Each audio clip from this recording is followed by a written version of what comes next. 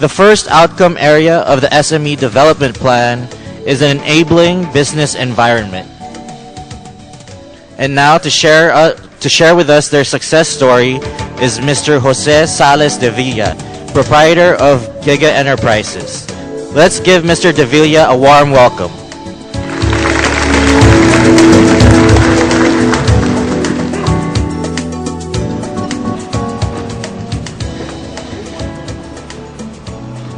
Good morning. First of all, I'd like to thank the organizers for inviting me to address you this morning. Let me let you in on a little secret. The organizers invited the best-looking speaker to talk about enabling business environment. However, he could not make it, so I am the replacement. So I may not be the best-looking, but I have a story to tell, and I hope this encourages you.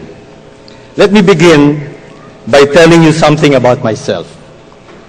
My name is Peping de Villa, and my middle name is Sales.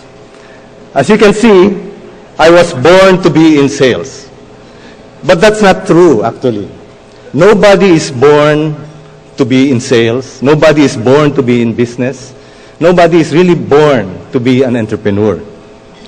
What brings about businessmen, entrepreneurs, and a good salesman is the environment that they move about that enables them to succeed, which is what I am here to talk to you about, the enabling business environment. To better understand what this means, let me give you an example. These three people, Mr. Lance Gokongwei, Mr. Tessie C. Coson, and Mr. Joey Concepcion, who will be here later. What do they have in common? We're all aware of their stories. You see, they were exposed to business at an early age and have seen how their fathers have run their respective business interests. They were empowered to take over the business and have become successful in their own rights and have brought their businesses to new heights. Ladies and gentlemen, this is because of the enabling business environment in their respective homes. Allow me to tell you my story. The idea of going into the natural personal care business first came to mind when we visited a trade show and met an exporter of natural soaps. With an initial capital of 30,000 pesos, we bought the soaps from this exporter and packaged them as gift items. Our first market was our friends, our relatives, who gave them away as, Christmas gifts during the holiday season. Now, we were pleasantly surprised when our friends started ordering the soaps for their own use, even way after the Christmas season. With these very encouraging results, we started to look into the possibility of making the soaps ourselves. The objective, of course, was to increase our profit margin. As you can see in our case, we began by first testing the market. When we found it feasible, we started to look into how to make the product that will best suit the market. Okay, I wish I could tell you that it was, I wish I could tell you that we lived happily ever after. But being in business is not like being in a fairy tale. When you're an entrepreneur, you encounter many challenges, and that is certain. This is my experience. Our first challenge was in the area of product development. I am an agribusiness graduate by education and do not know anything about making soaps. However, two reasons got me interested in selling this product. Being in the natural product sector, it is an environmentally conscious business and provides many benefits to its consumers. And two, it is a consumer item with a huge potential for repeat customers as long as your quality is good. In other words, it helps and it sells. For me, that is a perfect combination for business. I went to the drawing board and consulted, the internet. I read books. But what really helped me is when I went to study at the Technology Resource Center, where I learned the basics of soap making and got my feet wet, ika nga, on soap making. After months of research and development, we were able to produce our first products, a line of aromatherapy soaps in 7 variants. The next challenge was in packaging design. We believe that packaging sells.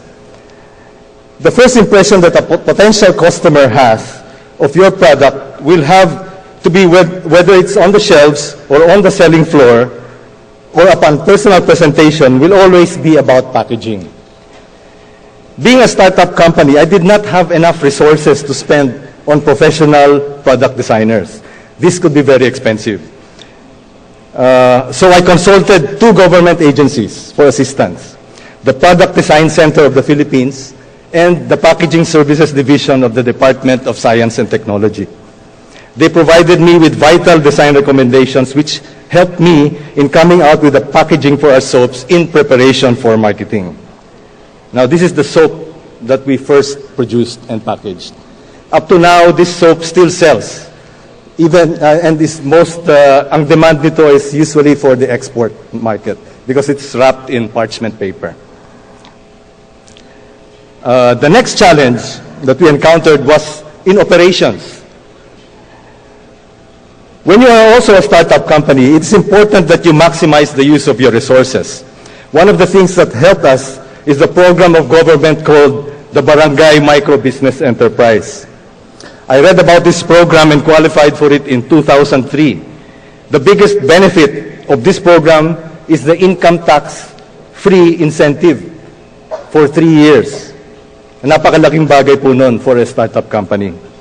And then we came to the next challenge, and that is in marketing. In the beginning, we encountered difficulty in introducing our natural soaps through regular market channels, you know, the supermarkets and the department stores, due to 2 things. One is the lack of track record on our part, and 2 is the lack of awareness about natural products. You know, after much persistence and prayer, Landmark finally accepted our product on a trial basis and gave us our first break. But the concerns still persisted, and we found it difficult to enter the mainstream market. At this point, we found out about the DTI-sponsored trade fairs. In 2003, we joined the DTI fair called MEGMA, and that was our first encounter with trade fairs. This was one of the many trade shows which we joined and which paved the way for positioning our product in retailing. Now, being in the trade shows, we learned many things. We realized that we needed to add more offerings to our product line. Hindi pwedeng sabon lang. So we added aromatherapy products, we added natural remedies, we added spa care, pet care, and even home care, made predominantly with virgin coconut oil, a locally sourced material. It was also an effective way of getting feedback from customers about the products. And it also gave us legitimacy and promoted awareness about natural products, which was an initial concern of ours. One of the added benefits of being in a trade show was a chance to be noticed by media. It gave us valuable media exposure, not only in print but in broadcast as well. Eventually, with assistance from the DTI Regional Operations and Development Group under the NCR region, which our caretaker is Ms. Marie Berte under Director Manfoste, we qualified to join the National Trade Fair. On the same year, we were invited by CITEM to participate in the Manila Fame exhibition as one of the pioneering companies in the natural personal care sector. We were also sent to Japan to promote our products in the ASEAN Japan Trade Show in Tokyo. Now, GIGA has been a consistent exhibitor in the said trade shows of DTI. Now, the next challenge, hindi pa po tumitigil doon. There's a last challenge that we encountered. And the last one is about the advent of the internet age. We all know that the internet today plays a major and very important role in business. There are countless benefits and advantages of a company that has internet presence. In 2006, we were chosen to be part of the ESME program of the TTI under the supervision of the Philippine Trade Training Center and with funding from the Bangko Sentral ng Pilipinas for selected SMEs to set up and operate a functioning website. To date, this website is still operational and continues to generate sales and valuable trade leads here and abroad. It has helped us tremendously in our PR and promotions efforts. Now, these enabling programs that I have mentioned have helped the company to grow from a micro to a small enterprise in 2008. Our current asset base is now at 6 million pesos. To date, GIGA has a product line which is composed of over 100 SKUs. We have 9 retail outlets in various malls in Metro Manila. 6 of these are company-owned and 3 on a modified franchise agreement. GIGA has also over 30-plus resellers in different provinces in the Philippines. Internationally, GIGA's products are available in Singapore through a local retailer operating 4 high-end retail shops in the territory.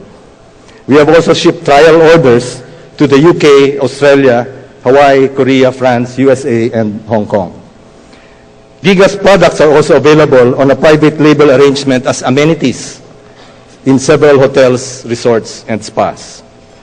In 1999, we were awarded the Ginintuang Yaman Award for Organic and Natural Products at the National Trade Fair.